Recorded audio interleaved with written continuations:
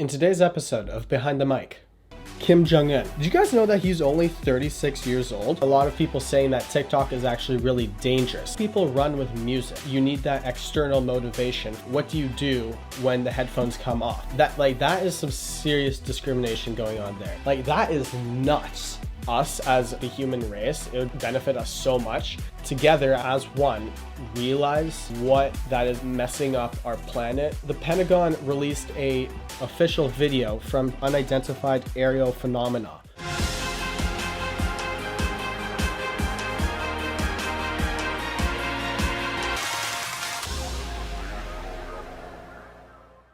Hey everyone, my name is Michael Ezinga and welcome to episode 1 of my new podcast called Behind the Mic. This is where I will talk about whatever is going on in my life and around the world and give my perspective based on my experiences and my thoughts. I hope you learned something and that you enjoy it at the same time. Let's go. All right, let's get into some news. First thing on the agenda, Kim Jong Un. As most of you probably know, he was rumored about a week and a half ago to be not doing so well, health speaking. He was actually rumored to be very sick and that actually something went wrong with a heart surgery. At one point, he was actually rumored to be dead, but then in an article by USA Today stating that South Korean officials say that he is alive and well. Now, all over there have been various speculations going around on Twitter and in articles saying that he is dead and saying that he isn't dead. Now, I tweeted out saying, what if Kim Jong Un was actually on a private island enjoying his best life? Hashtag Kim Jong Un dead. Now, I actually may possibly have been right, even though I said that 100% joking. In an article from Fox News, they state that Kim Jong Un may have been spotted at a North Korean resort after a bunch of satellite images spotted luxury boats. Now, I don't know how it goes in North Korea, but over here, the president is not the only one who owns a luxury boat and goes to a resort. But, whatever, we'll see how it goes. Did you guys know that he's only 36 years old? Why did I assume that he was a lot older? I don't understand it. That's why for me, it was hard to believe that he had such underlying health issues. Because how many 36-year-olds have heart surgery? It's not likely. Anyways, in a report that came out just today, said that Kim Jong Un actually appeared in public. And the report says, and I quote, Mr. Kim was accompanied by several senior North Korean officials, including his sister, Kim Yo-jong. The North Korean leader cut a ribbon at a ceremony at the plant in a region north of Pyongyang, and people who were attending the event burst into thunderous cheers of hooray for the supreme leader who is commanding the all-people general march for accomplishing the great cause of prosperity, unquote. So it looks like he is exactly what the South Korean officials have said, alive and well. Okay, enough of that. One thing that I during quarantine I've been doing a lot of is actually running. And I've seen a lot of other people running on the streets as well. And one thing that I've noticed is that a lot of people run with music, which is interesting to me because running with music is sometimes seen as cheating. Now, this is something that Joe Rogan actually talked about on a podcast with David Goggins. I think that's how you say his last name. Whereas David was arguing, what do you do when the headphones come off? Because you need that external motivation for when you're running. But when you take the headphones off, what are you going to do when the music stops? Which makes complete sense. That makes a lot of sense. But I do have to disagree with it slightly because not everyone that runs specifically does it for a championship, or some people will always be running with music. They'll just never take the headphones off. Such as if someone is running to lose weight, then I think it's totally fine if they need that music to motivate them. And for me, I'm recovering from a knee injury, so I need a lot more extra motivation to get me going. So I was looking at this survey done by Runner's World in 2016, and they said that 61% of runners say they actually listen to some kind of music or podcast when they run, and 82% of those runners were listening to some of their favorite music. So it seems like most people prefer to run with music, which again I totally understand, and I get David's point of view, both sides of the spectrum. Um, I think it goes back to just like what do you prefer and what's your reason for running. If you're running because you're getting in shape, or because you're recovering from an injury, listen to music, or you just want to enjoy running, you just want to do it to clear your head, that's totally fine. But for hardcore athletes who are running as part of a fitness regiment for, let's say, a tournament or a game, probably not the best idea to do it with music. Because, like David said, what do you do when you take off the headphones? Now, like everyone else, I am stuck in quarantine in my house. And we all know what that means.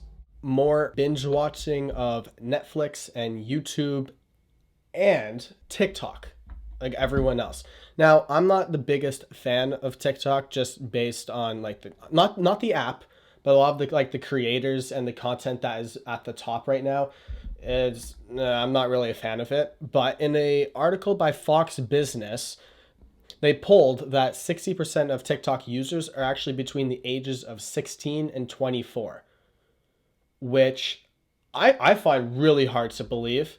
I feel like the demographic of TikTok is a lot younger, and it's a lot more, I'd say, between the ages of like 13 to 16 at least. Because a lot of the content that you see is on TikTok is driven towards kids. Like it's very different than any other social media platform that exists at the moment. But what I've seen a lot of people saying that TikTok is actually really dangerous and that people shouldn't be signing up for it because it comes from China, and because we don't know what the terms of service says, and we all just hit the check mark. Yes, we've read it, which let's be honest, none of us have. Yeah, because we don't know if they are doxing us, they're tracking us, so they all know our location, they all know what we're doing, and sending all this information back to China. TikTok has over 800 million users, and China is now tracking all 800 million of those people. That doesn't seem right. That doesn't seem okay. There's something wrong with that. Now, a lot of parents that I've talked to of that have kids who use TikTok are very concerned about the app and what China is doing with the information that their kids are just blindly giving out. The CEO of Blockstack, which is a computer network and app ecosystem, said, and I quote, "Companies in China have to hand over any information at any time to the Chinese government." Unquote. Oh, that is terrible. So now, not only do these Chinese companies have all our private information, but now the government of China also has all that private information as well. Like there's something with that. But like TikTok, it's cool, it's a new app, it's doing great. There's all kinds of challenges. There's a lot of stuff that is great about TikTok, and especially when it first came out with the algorithms and everything, it was a really great app. However, not every there are a couple red flags about this app. It's very easy for a challenge to go viral, but a lot of these challenges are not so great. There are a lot of dangerous challenges that go very viral very fast. Because like things that are dangerous look fun and everyone wants to try it, so they go very viral. But then it ends up being that kids are getting hurt and properties are getting damaged, etc. Another thing that has been an issue is political censorship.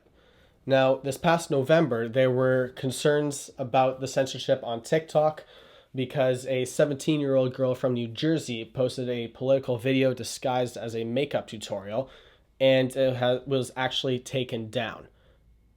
Now this video that she posted did not the video that she posted did not cross any of TikTok's community guidelines, did not break any of the rules. It was just boom, gone, taken down. So that clearly shows the bias that China has in this app, and it's not a free market for everyone. If they don't like something that you're posting, then they will take it down. Some people have been saying, like, telling people just like don't download TikTok, don't get it. And I totally get why they're saying that, but in my opinion, it's just a little late at this point, because like TikTok is, like, I think, like the third or fourth most popular social media platform in the world, and it has over 800 million followers already. I think it's just a little late to tell most people, because most people have heard about it. Even if they don't have it, they've heard about it. They've heard the concerns. Pulling up all the red flags now to people who have already bought the app, it's a little late. There's nothing much that they can do about it. Another example of this is in December, when a German website reported that TikTok used to hide content from disabled LGBTQ and overweight creators. Like, that is nuts. That is some serious discrimination going on there. And, like, I don't even know what to say to that. Like, there's nothing that we can do about it, because everything is in China, everything's controlled and registered. But, like, we just need to be careful with what we're doing online. It's so cliche and everyone, like, knows it, but we all still do whatever. Now, moving on from China and upscaling globally, one thing that I've actually oh man, I've been thinking about a lot of stuff during quarantine, and one place that my head went to is, like, to the question, what would happen if everyone stopped working for 10 minutes? Like, the entire globe, like every single person just stopped what they were doing for 10 minutes. Like what would happen? What would we see, like, just small scale, large scale, globally? What would happen to, like, the earth or, like, the universe? What would happen? And I didn't Google this. I didn't, like, ask anyone. These are just because I just wanted this to be my own thoughts and what I thought would happen. And if everyone stopped working even for 10 minutes, I feel like a lot of people would die. That's just, like, the first thing that came to mind. It wouldn't be great. Doctors, health workers, nurses, if they just stopped everything that they're doing for 10 minutes, people in the hospitals, a lot of them, it would end up pretty bad for them. But I feel like it would be chaos, because a lot of people that are in control, like the police force, the government, all these things, if all these establishments stopped what they were doing, there wouldn't be any control. Like, anyone could do whatever they want because no one's stopping them. But also, it would be a lot more quiet. And I don't mean, like, in your room or, like, in your house, or like you're a part of the city would be quiet. No, but, like, the entire atmosphere of around the earth, the entire globe would be quiet, because people would stop talking, they would stop driving their cars, factories would be shut down. Anything that would make a noise outside of nature would stop. And that's crazy to think about. Like, imagine for 10 minutes, just there'd be just global silence. Like, that fascinates me. Like, I would love to experience that. Truly, like, we can go somewhere, like in the basement of our house, and things like that, where we can escape noise, but to just be a part of everyone else also at the same time experiencing that true, like, silence, that, I don't know, that just, it boggles my mind. I think it would be really, really cool.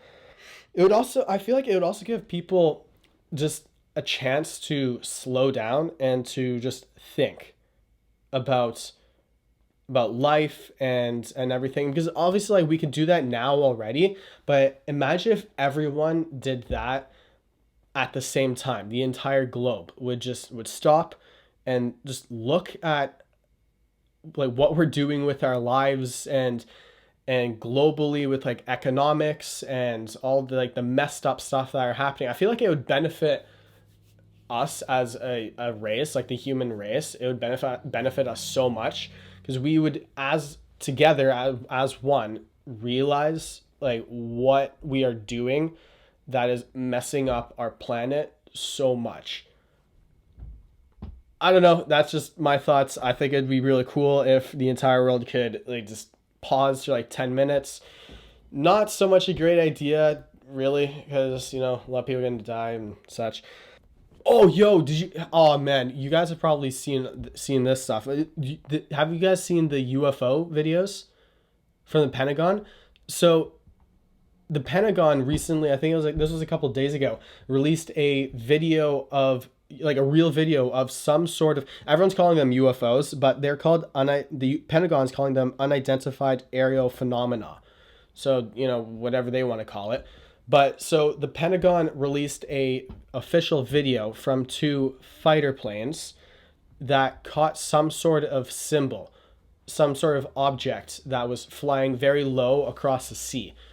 Now, for those of you who haven't seen this video, this object, it literally looks like just if someone says imagine a UFO, that's what this thing looks like. It literally looks exactly like what a UFO would look like. Like it's a little disc with like a little round hat on top in the middle. That's what this thing looks like. And from the video and what experts are saying, that this object was traveling very, very fast at speeds that we cannot travel. Like in any of our cars or planes, it was traveling faster than this, as well as changing directions like instantly. Like it was going against like the laws of physics that we know. Like that's weird. UFOs have always fascinated me, and if like you can always like ask people, hey, do you think aliens are real? And it's always for like the longest time it was like, oh no, definitely not. Like aliens, no, that's like a myth. No, that aliens don't exist. Are you crazy? I've always been open to the fact, because I'm not saying aliens exist. I don't say they don't exist. I'm just saying that I don't think there's enough evidence to prove either one. I don't think there's enough evidence, because how are you supposed to prove that aliens don't exist? Like we've only explored such a small fraction of the universe that we can't prove that. But we also don't have any proof that aliens do exist, other than these videos and sightings that people have stated that they've seen UFOs and aliens. Obviously, it's very easy to doctor and fake. But yeah, so this video actually was leaked in 2007 and then again in 2017, 10 years later. And now 3 years later, 3 years after that, and now 3 years after that, it has been officially released by the Pentagon. So that's interesting. I don't know if UFOs are real or if like what this thing is. This a former senator actually from the White House, from the Senate, actually said that he isn't surprised by the new UFO tapes, which is interesting, because so that's cool that the US government isn't even surprised that aliens exist.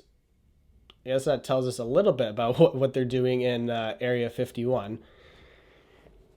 But going off of new technology and things that exist, this is another thing that I was wondering. So I'm 18 years old. So my generation has grown up with technology. We're the first generation to truly grow up with technology. Like we don't know we have never lived in a time without technology. We don't know what that is like. And that we're the first generation ever in the human race to do that, to be like that, to know what that feels like. So and right now we have like new smartphones and new computers and new technology that are coming out, self-driving cars, and we see that like we catch on like just like the snap of a finger. Like we understand it completely. But then we see our grandparents and even our parents, some of them, mine maybe, that they have a harder time understanding the technology and how to learn it. Like we've all seen like our grandparents like struggle with like the tablet and like the touch screens, and we always have to teach them how to send a message. We have to teach them how to take a photo and all that stuff. I'm wondering, is there going to be a technology when we are that old that we won't understand? Like, will we be our grandparents? Like, when we're 80, will there be a technology that we won't understand, that we will need our grandchildren to teach us? Or because we are the first generation to grow up with technology and we've never known anything else, will we be able to pick up the new technology just as fast as our grandchildren? I don't know. This is one of these things that like I can't even like Google it or whatever. Like no one knows because it hasn't happened yet. Because we're only 18. Like this is sort of like a question that like can't be answered until like I'm 80. So like 72 years from now, but 62. But like yeah, it just I because every new technology that's come out in the past like 10 years, I've understood like instantly. Like I've never had it where I didn't really understand how technology worked or a piece of technology worked or something like that boggled my mind, whatever.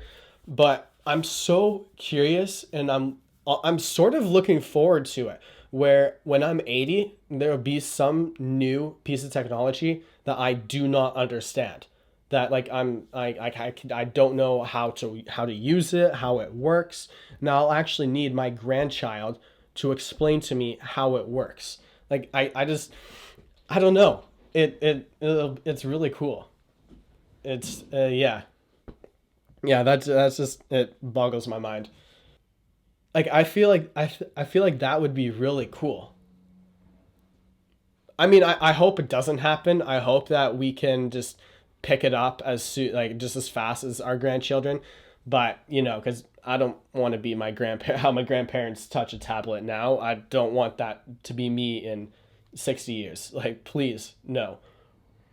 All right, that is everything for today. I hope you guys enjoyed.